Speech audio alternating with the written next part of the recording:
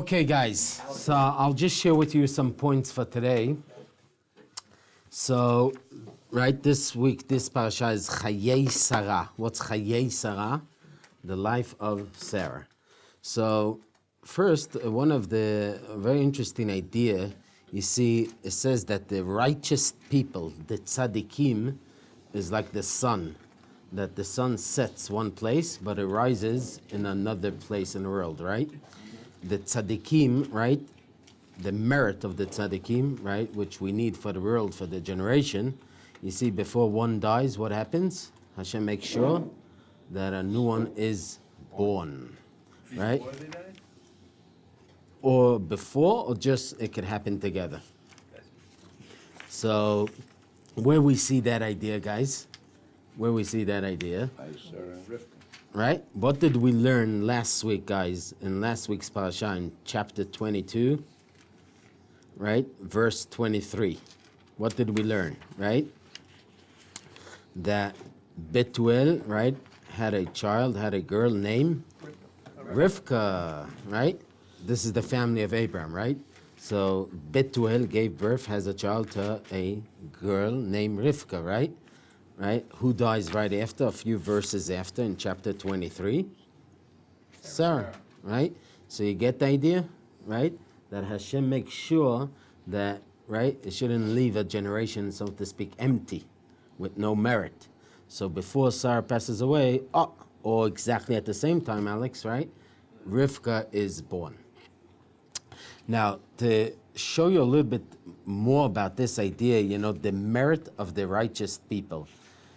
So I'll just show you, right, last week in the parasha, right, Hashem wants to destroy Sodom, right, the bad people, evil people, and who's praying for them, who's doing negotiation with God? Abraham. Look carefully, chapter 18, verse 25. Abraham says, right, it's forbidden for you, it's not appropriate for you, God, right, to kill righteous with the evil, right? The judge of all earth will do so.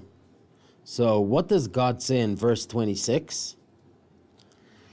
So Hashem said, right, if I find in Sodom 50 righteous people, right, I'll carry for the whole place, for them, for the merit of the righteous people, right? So look carefully, I'll show you, the idea is like this. What was the idea of 50? You know, guys? Why did Abraham choose the number 50? Is it above nature? Because the 49 in the Torah in the Mitzrayim. No, yes. What's so special about 50, guys? Shlomo, what? 10 per city. So there are 5 Sodom, there are 5 towns. So the commentaries explain Abraham was praying, hoping that will be 10 righteous people for each town. A minyan. You see, you'll see later that he drops down, right? So he said, maybe they have 10 for each town, and we'll save the whole place, right? And God says, yeah, if I find 50 people, 10 for each town, I'll forgive for the whole place. I'll read to you in the Hebrew, it says, right in 26, Vayomer Hashem said, Im emtza, if I find, bisdom in Sodom, 50 tzaddikim, righteous people, venasati, and I'll carry for the whole place. What it means I'll carry for the whole place? I'll forgive, right? I won't do nothing, all right? I won't destroy. I won't destroy and I won't punish, right? I'll forgive, that's it. Look carefully, when Abraham says 45, why we go to 45? What's the idea of 45? 9 instead of 10? So 9 for each city, and so to speak, Abraham is asking from God, you will be the 10th. You hear the idea, guys? Abraham will. That's right. Yeah. When Abraham is asking, God will be the 10th. Oh, God will. Yeah. We're missing it's the idea is we have the majority. We have 9, right? Yeah. And so to speak, God will be the 10th. Meaning we're almost there. He's asking for extra mercy, right? His idea, I'll tell you also, is the idea like this. Is an opinion that is brought down to the halakha, guys. Are you familiar with the idea that if you have 9 people, 9 men, and you're missing 1 for a minyan? Is the idea that you could take a child below 13, right, under 13, with a chumash, with a holy book, or Sefer Torah, and that will make a minyan. We do not follow, I know you're looking at me, I didn't fall from the moon, but it's brought down that opinion, okay, that you take a child, not yet bar mitzvah, with a holy book, with that we can make a minyan. It's brought down that opinion, practically speaking, we do not follow that opinion. So what's that idea? We're almost there, right? You have 9, right? You're missing 1. So let's try to work it out. A child with a Sefer Torah could finish the minyan. That's what Abraham is saying to you. God, if it will be 9 in each town, we're missing only the 10th, right? Come on, you'll finish it. You'll make it the minyan. Help us with your mercy, okay? But now let me show you guys. So Abraham is asking for 45, and what does God answer? Look at verse 28. What if the 50 righteous people should lack 5? So we're in 45, right? 9 for each town. Yeah, go ahead. Would you destroy the entire city because of the 5? And he said, I will not destroy if I find there 45. Aha. Look carefully in the verse. Now, God doesn't say, I'll carry for the whole place. What does God say? I won't destroy. I want destroyed. What's the difference between verse 26 to 28? In 26, God said, if there are 50, 10 in each town, I'll carry for the whole place, Moshe, right? They're off the hook, right? Jeremy? But in 28, what does he say? I won't destroy. Aha. Do you see the difference? You realize there's a difference? And the difference is the following, right? When there are 9 in each town, when they don't have a minyan for each town, God said, okay, I won't destroy it, but I'll still punish them. Very good. And that's the difference. You see? If they have the merit that they have 10 for each town, okay, I'll carry for the whole place, right? Won't touch, won't destroy it, won't punish, nothing. But if they don't have the 10, they don't have the merit of 10 in each town, God says, okay, I won't destroy it, but I will punish.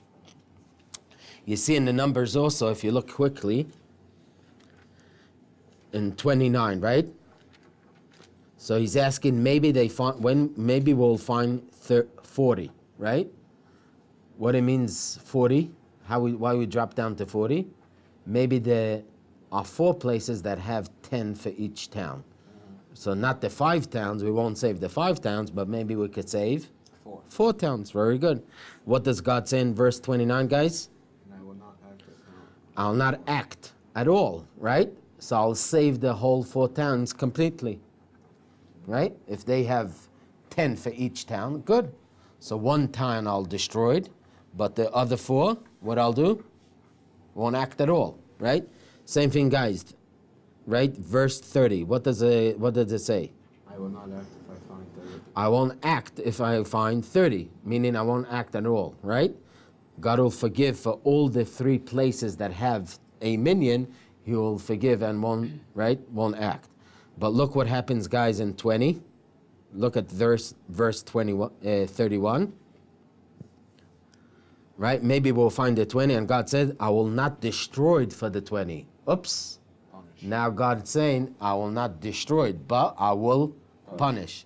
So now we're back to the idea that if it's 20, and the next verse also 10, right? God says, I will not destroy it, but I will punish. What happens? What's the switch between 30 to 20? 30, God says, I won't act. 20, God says, I won't destroy it, but I'll punish. What happened? 3 towns or It switched over twice. Oh, it's less than half. We're going back now like the 45, right? That if there's no minyan, so God said, I'll not destroy, but I'll punish. So what happened, right? Guys, you realize the difference? You see in the numbers? You okay? What's the change? Huh, Maracha, you okay? You hear us over there? Right? What happened? What's the change between, right? 30, that God will carry for the whole place. When we're down to 20, God says, okay, right? I will not destroy it. And the same thing for 10. Okay, any idea, guys? Was it majority? Oh, Very good.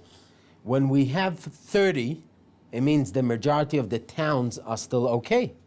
So God is willing to give, right? 30 means we have 10 people in 3 towns, right? We have 10 righteous people in 3 towns, which that's the majority of the whole area. How many towns there were?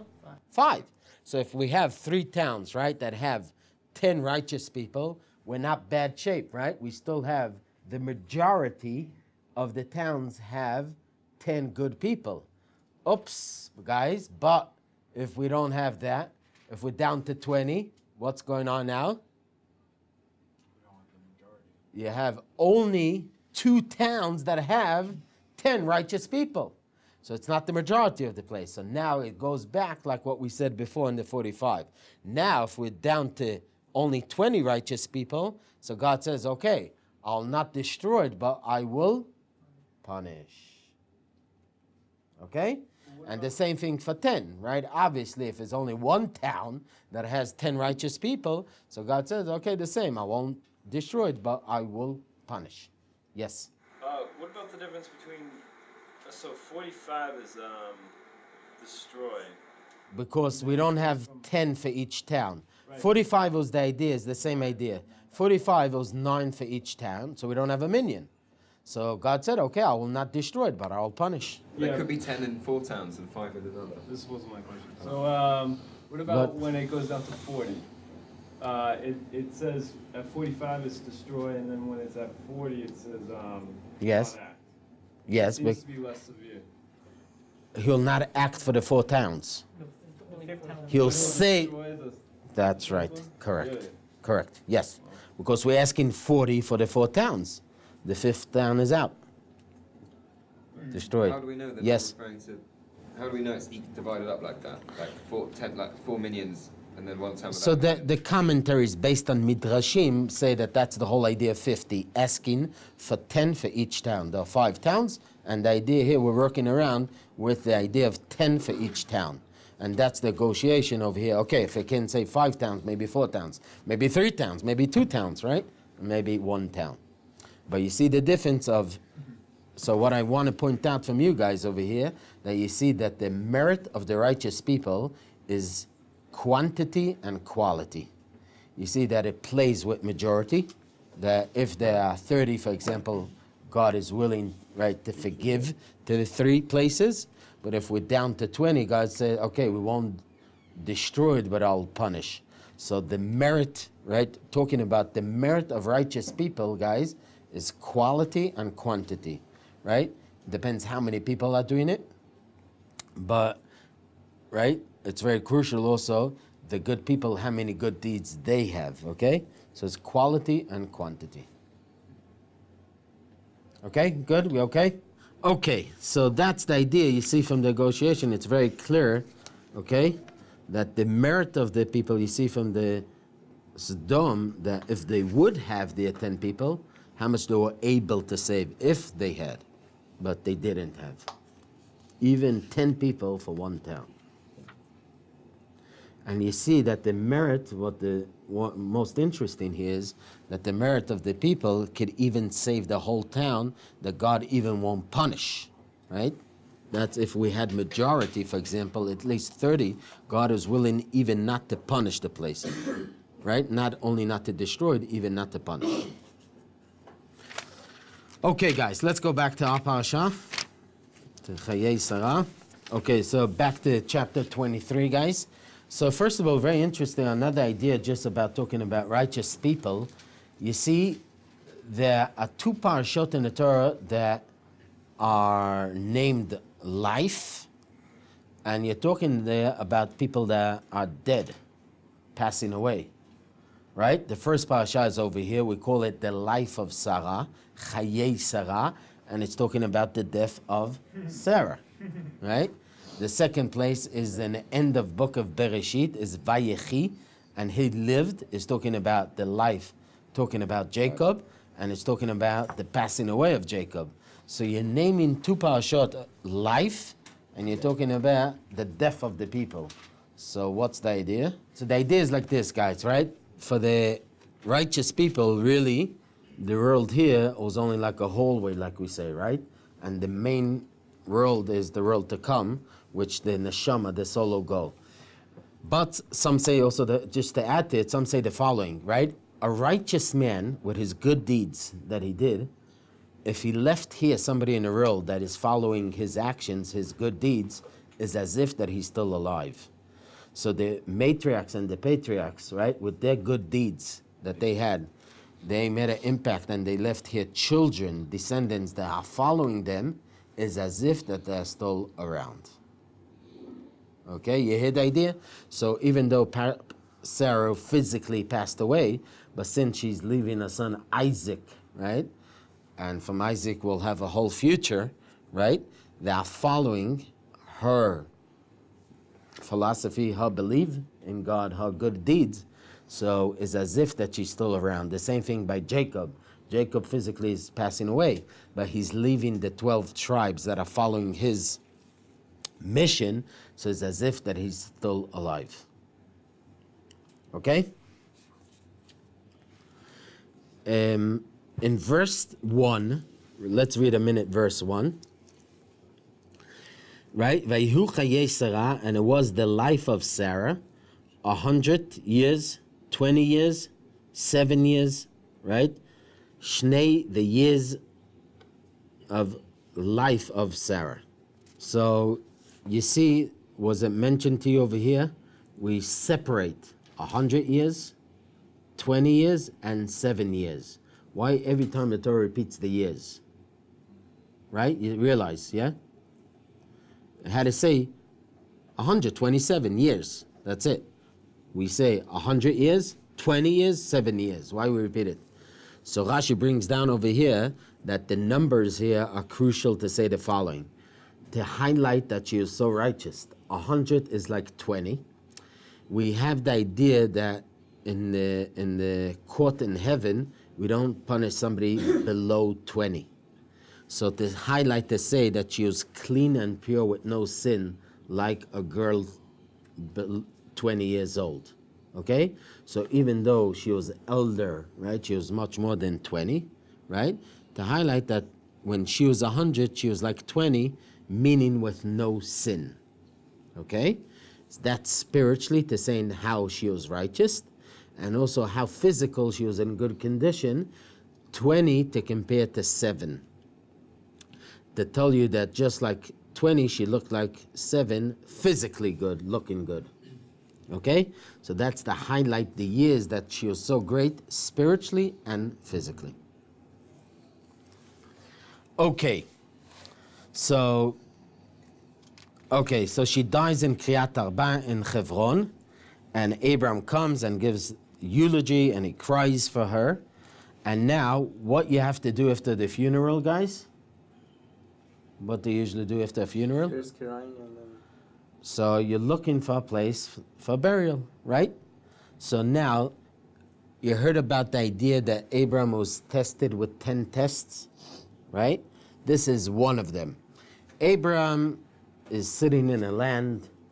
He's a very important person in the land. You see that people accepted him as the president, as a king of the place. He's a very important man in the area over there. And when his own wife dies, he needs permission from the people in the area for a burial place. So this is one of the tests of Abraham, right? He didn't come and say to God, hey God, what do you mean?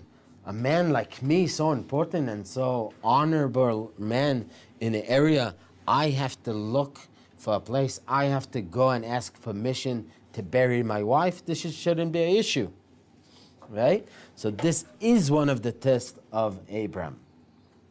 So he's going to the local people. The local people, they are the children of Chet, right? And he's asking them, please, do you mind, give me, right, as a cave in a corner, right, as a fellow, a man named Ephron, and in the side of his field there's a cave over there. I want to bury my wife over there. So the way that it works, if you realize, right, verse 4. I'm an alien and resident among you. Grant me an estate for a burial site with you, that I may bury your dead from before me.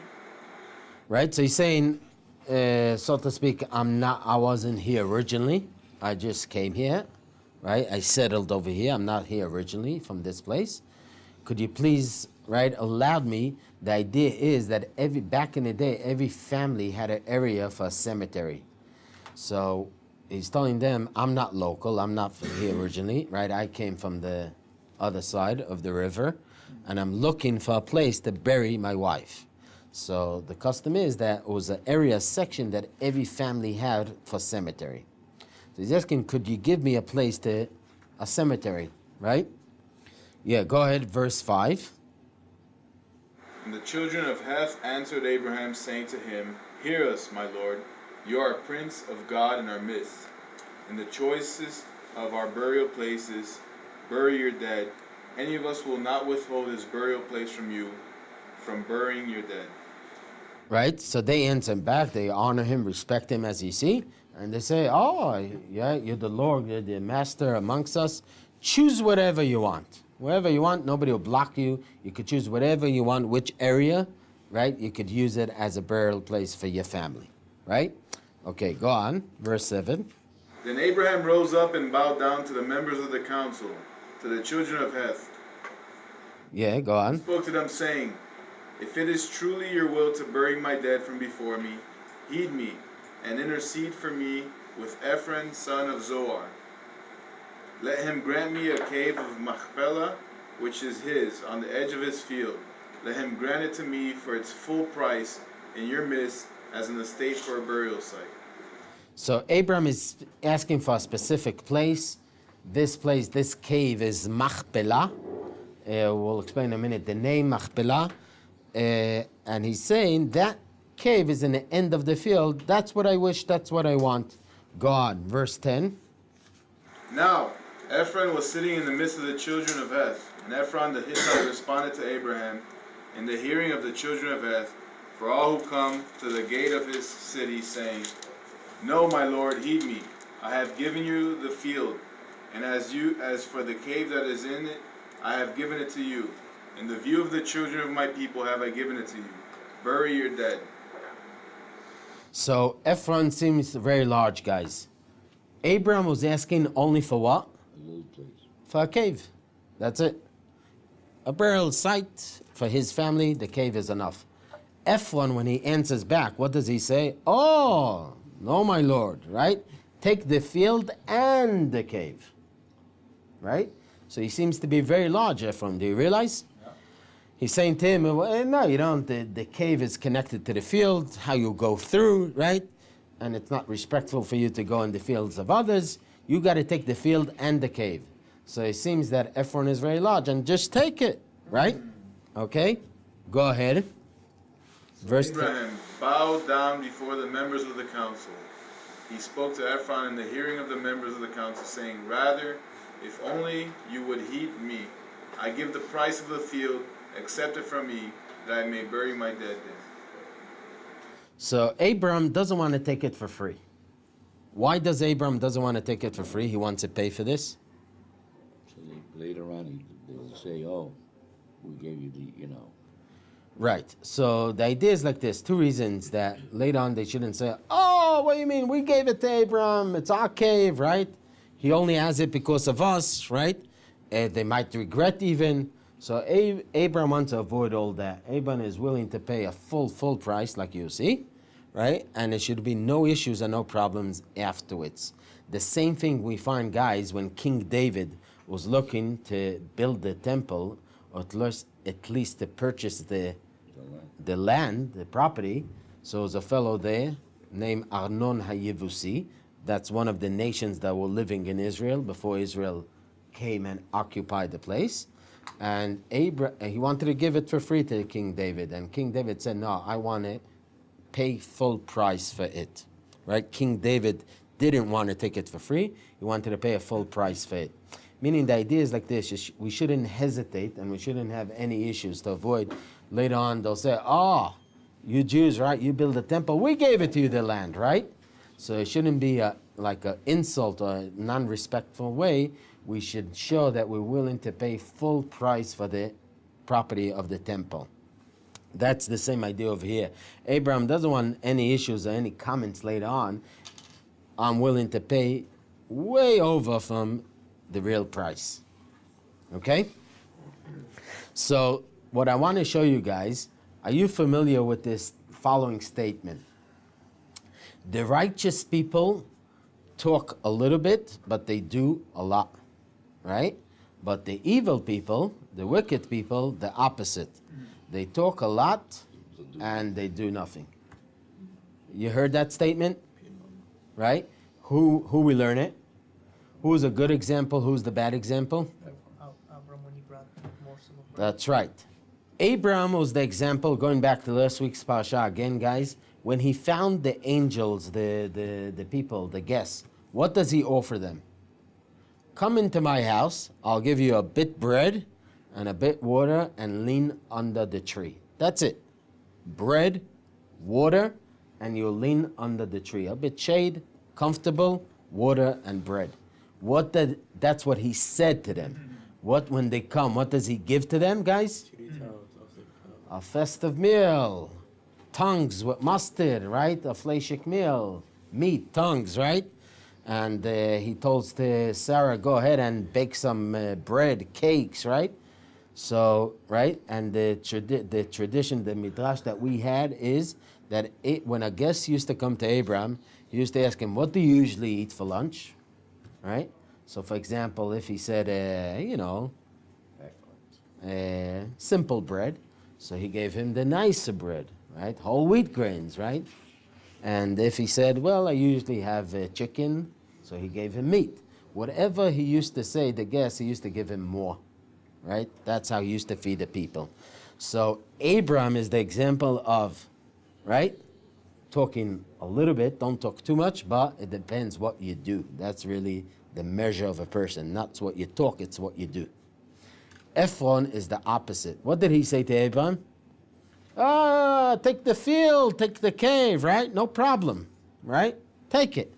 Now, what does he say in verse 15, guys? My Lord, heed me, land worth 400 silver shekels between me and you. What is it? Bury your dead. Yeah, go ahead. Verse 6, go on, 16. Abraham heeded Ephron, and Abraham weighed out to Ephron the price which he had mentioned in the hearing of the children of Heth. 400 silver shekels, a negotiable currency. And Ephron's field, which was in Machpelah, facing Mamre, the field and the cave within it, and all the trees in the field, within all its surrounding boundaries, was confirmed.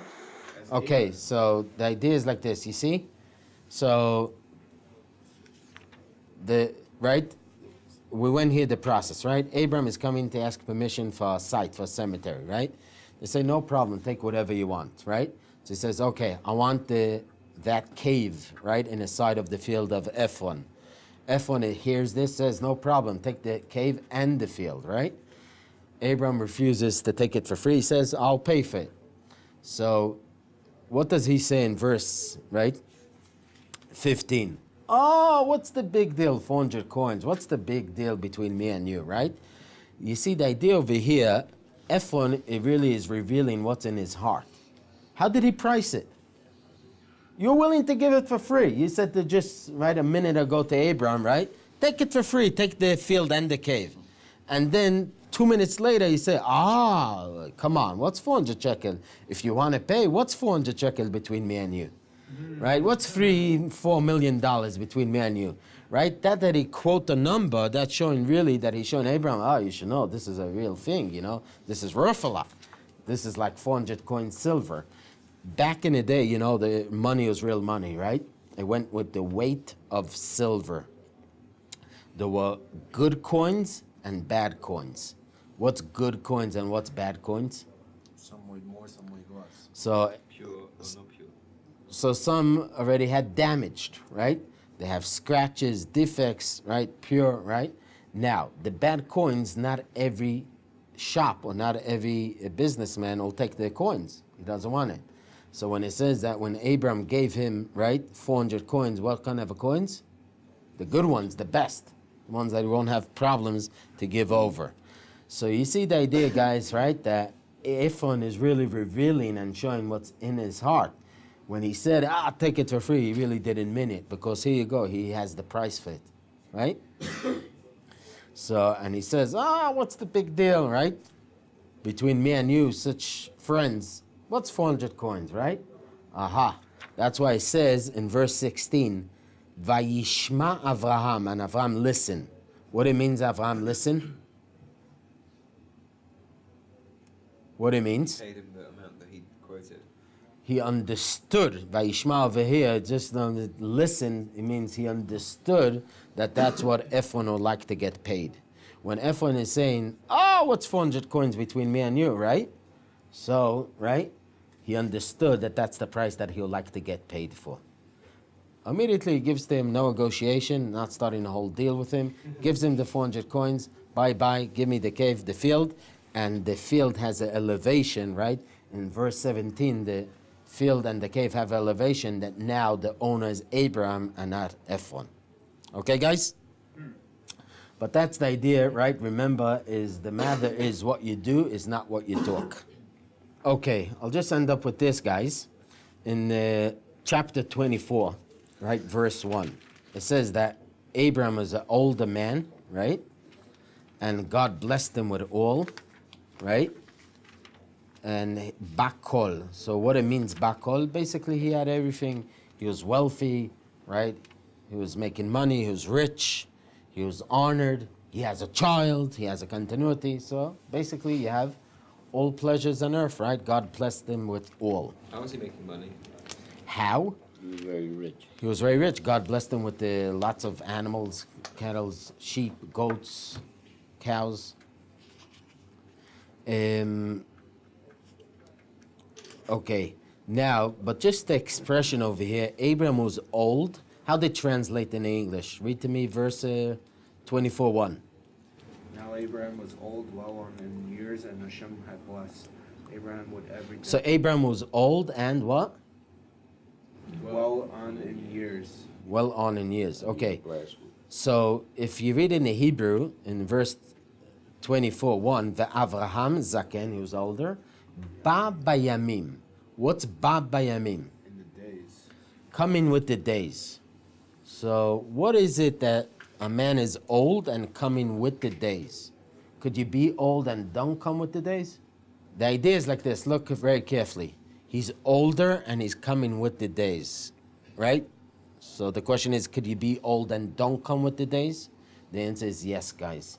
There's a story that told there was a guy, he went to some town and he goes to the cemetery and he looks on the tombstones and he says, oh my gosh, what's going on here? This guy died 20 years old, this 25, this 30, right?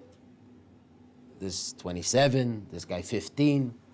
So he went and he asked somebody, what's going on? How people died here so young? So they told him, no, you don't understand. We write only the years that he achieved, that he accomplished. And the people over here lived actually till 80, 90, some made it to 100 even, right? But the days that they achieved is only like 20%. So one achieved, he really got use of his life. 20 years, 15 years, one was 27. So we wrote only what the people accomplished and they achieved in life. That's the idea over here. Abraham, when he's older, right, at the age that he is over here, he's around 160, 170, he's coming with the days. What it means? Every day by Abraham, he accomplished, he achieved. There are people that go through life, and there are people that live the life. So when it's saying that Abraham was older and he was coming with the day, means he didn't come empty. He didn't just live a long life. You see, the idea, you have people that live a long life, but not much going on in the days, right? Not accomplishment. They didn't achieve. So when it's saying that Abraham was older, he had a blessing that he lived a long life, and he's coming with the days because he's lived the life. He accomplished, he derived every day from life, not just going through life. Guys, have a wonderful day.